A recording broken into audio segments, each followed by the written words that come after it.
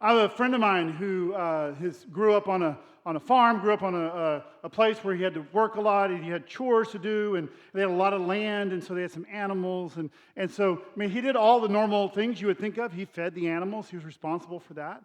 He was responsible for taking care of them, and then stuff around the farm. And one of the things that he got to do, but he wasn't always excited about, was he got to put fence posts in and add more fence, or take fence down, or repair fence. Right?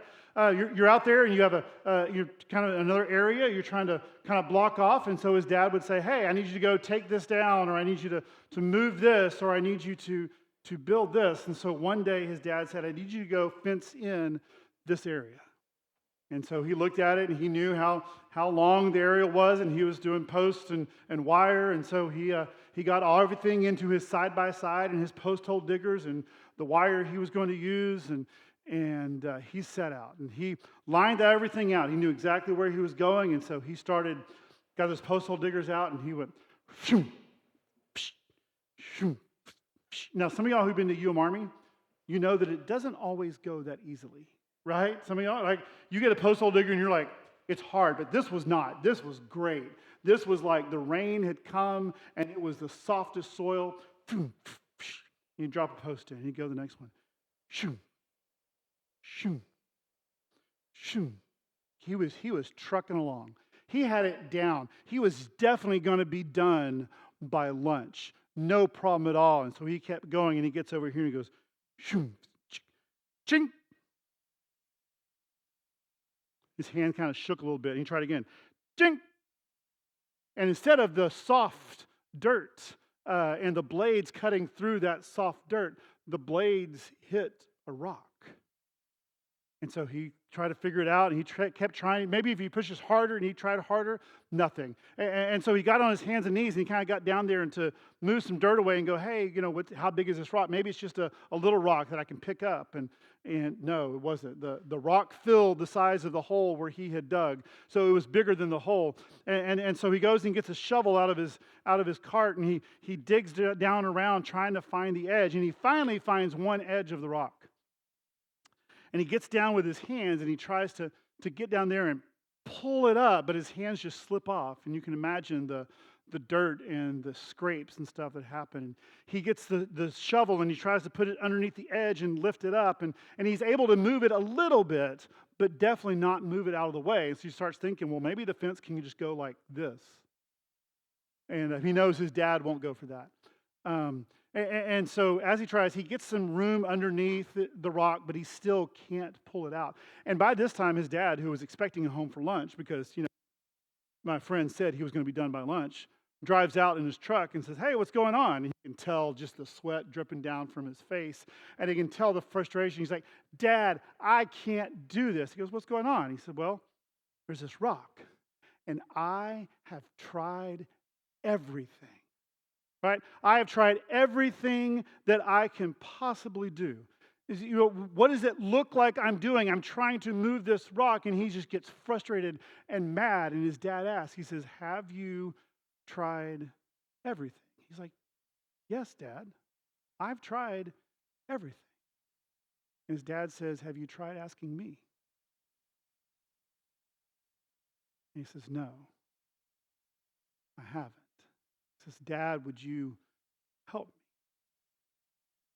His dad goes to the truck and gets a chain and wraps it around the rock and hooks it to the truck and pulls it right out, no problem. Says, now get back to work. And I thought of this story because it reminds us of what we've been talking about on this series about anxiety. And what's the connection between us trying to do everything on our own power and us being anxious? Now, I don't know about you. Anybody else ever experience anxiety? No, some of y'all? Okay, some of y'all don't. Some of y'all are fine. You're good. We'll be talking to you later about lying. But anxiety, now there's many different causes of anxiety, right? I mean, looking up and you see anxiety is hereditary. If your parents were anxious, and there's sometimes I see people pointing to each other, but there's a hereditary aspect of that. There are some medications that you take that cause anxiety. And a lot of times, anxiety is not always bad. A lot of times, there's things that we get excited and we're looking forward to, and we want to make sure they happen, right? So it causes anxiety. Christmas or a snow day, right? There are some of you who are anxious, and it's not really bad until it takes over. But I think that for a lot of people, what causes anxiety is expectations. This is what I mean. I think there are expectations that you have of yourself. There are expectations that other people have of you, and there are expectations of even that we think that God has of us. There are things that for whatever reason we think we should be able to do or accomplish or have. Often we have this ideal view of ourselves, right? And by ideal, I don't mean real, I mean often unrealistic. I mean, we have this idea in our head of what our life should be like, what our life should look like. And the reality is, our expectations are often not built on reality, but they're built on what we see in others. They're built on what society has told us this is what you should be like. And so we have built this idea of this is where we should be living up to. Our friends, our family members, we see them on Facebook with the matching pajama Christmas card, right? Anybody have that? Let me ask you, if I was at your house 5 minutes before you took that last photo, was it all peaceful and quiet? Probably not, right? Or we see someone's carefully crafted Instagram post with their Bible and the cup of coffee that's still steaming and the journal, and we think, wow, they must be so spiritual. And the reality is they're just really good at framing their study. They may be, but what we see is perfection. What we see is the photos that we want you to see, or we want others to see. Megan, his family would always get together for lunch or dinner. We try to do that after. We didn't really do a Christmas thing, but we would try sometime in January or something like that to get together for lunch. And we went to this place in Caddo Lake. It's a big restaurant, and you can get everything you want. And so we do that. And then we're like, hey, let's go take a photo. And so we can get the entire family out on the dock to take the photo. Now, everybody is smiling, except for Davis, Megan's dad, and I think I saw him smile 3 times in my life. But his usual face is like this. Right? Now, if you go look at that photo, he is smiling because I happened to find one time he was smiling one time and was able to Photoshop that face on him so we could finally have a photo of him smiling with everyone else. Right? But we have this idea of what our lives should look like, and we try to either portray that or we try to live up to that. What our family should look like, how our kids should act, what our job should be, how much money we should make. Right? Some of us have this idea of you got it in high school. You got it in high school, and you sat down and you thought, you know what? By the time I graduate, I'm going to go to this college, and I'm going to be there for 4 years, maybe even push and get out in 3.5. I'm going to meet the love of my life. We're going to graduate, get married, and then have a house with a white picket fence and 2.5 children. Right? You have that idea, or what your life is going to look like, or what type of parent you're going to be. Eli had a preschool Halloween party. And I thought, you know what I'm going to do? I'm going to be the best dad ever. And I bought those orange High C or orange Gatorades, and I cut out little bitty jack-o'-lantern eyes, triangles, and smiley faces. I taped each and every one of them with that on there. And then they drank it and threw it away. I was like, you know how much time, do you know how much energy I put into that? But we have this image of what we think other people think they should see, and we get anxious. And when we're talking about family or career or friends or whatever, with these unmet personal expectations equal anxiety. And like my friend, I think we try to meet those expectations, whether they are real or not, under our own strength, with our own power. And the problem is this idea of self-reliance. Because what happens when your expectations, whether they are what you're supposed to be doing or not. So let's pull in all the real expectations we have. What happens when these expectations are here, these things that you need to do or you need to accomplish, and your effort is here? All you can do reaches this point, and there's this gap. And what happens is we feel like we can't do it. And we feel like we are not good. Either our expectations are wrong, or it's my ability to meet them that's wrong. I can't do it. For whatever reason, I'm not fill in the blank enough. I'll give you some. I'm not smart enough. I'm not wealthy enough. I'm not motivated enough. But I think you could probably sit and come up with your own list. And we feel like we fail. Let me ask, have you ever been there? Have you ever been there when you look around and go, this is not what I expected it to be, but maybe if I just try harder, or maybe if I make more money, or maybe if I, and I think that that's the problem. Because we are thinking, maybe if I did more. My expectations, my efforts, my strength, and we try to do the things that we think we should be doing by our own abilities and our own weakness, and we are just pulling at a rock that will never come up. But maybe that's not the only way. And maybe the things that we see as weaknesses aren't failings. That's what Paul talks about in today's scripture.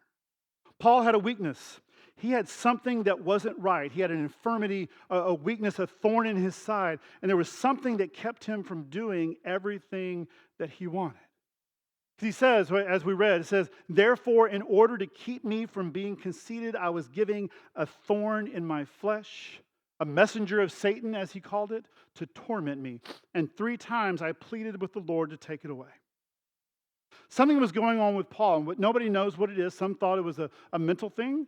Some thought it was that he was stressed, that he had talked to all these churches and they weren't living up to his expectations, what he had put. Some thought it was a disease like malaria.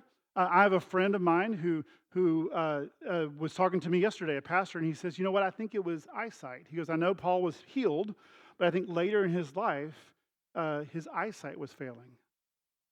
He points to a scripture where Paul talks about, I write this large letters in my own words. And sometimes Paul told what people what to write, and sometimes he wrote it himself. So we don't know what it was, but we know 2 things. We know that Paul accepted it as a weakness, and we know that God gave it for a purpose.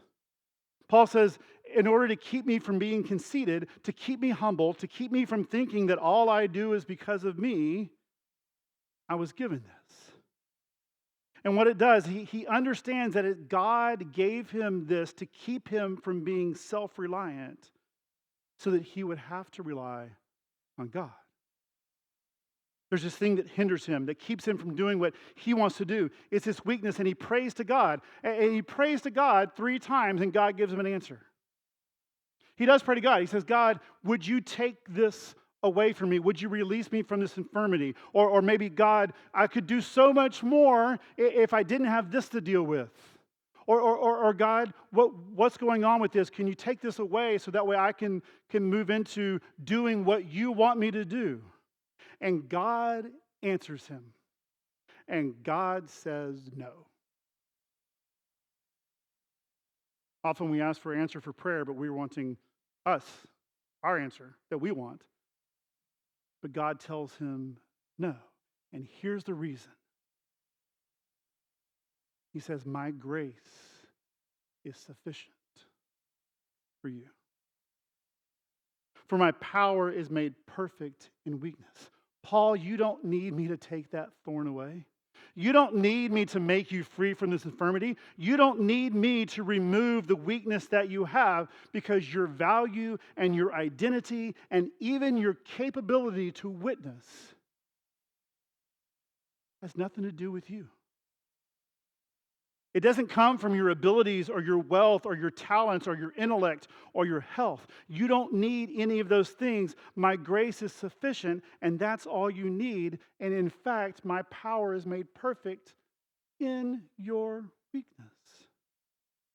It's like he's saying all those things you do, all those things you strive for, all those expectations that you put on yourself, those things that you want to do, those things that you want to be, all the effort that you spend trying to make things happen, and all the times you feel like you fall short because you don't meet those expectations.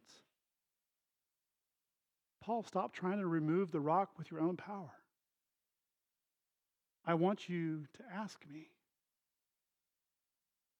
And this thorn is a reminder. You don't need more effort. You need my grace. You don't need more trying. You need my grace. You don't need more money or status or anything. Paul, my grace is sufficient. Friends, let me ask you. How many of you here need to hear those words?